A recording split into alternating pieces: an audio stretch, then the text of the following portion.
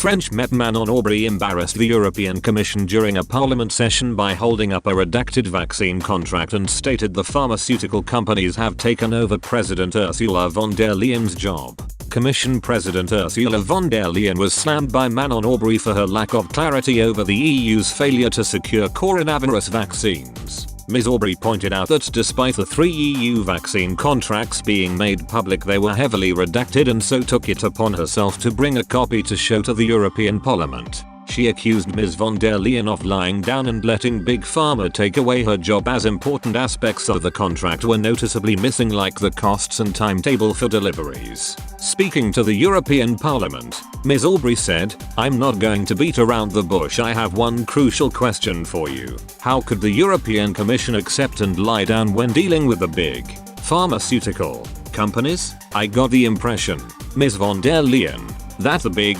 pharmaceutical companies took your job over. I think there is a lack of clarity on every step along the way, and only 3 contracts have been made public, brought thanks to pressure to bear by the citizens. All the information of real importance, such as price, the timetable for deliveries, and even the detail of the liability clauses, have been blacked out. For the other contracts, we're going to have to wait for the laboratories to agree to publish because they decide whether or not they do, with all kinds of delays and no timetable respected. Now on sanctions, don't expect any because they're in control. They're in charge. The EU Commission has come under fire for its failure of handling the coronavirus and its inability to secure enough vaccines for Europe. Disagreements between the Commission and drug companies, mainly AstraZeneca, led to squabbles over contracts and the implementation of a vaccine export ban on jabs created in Europe.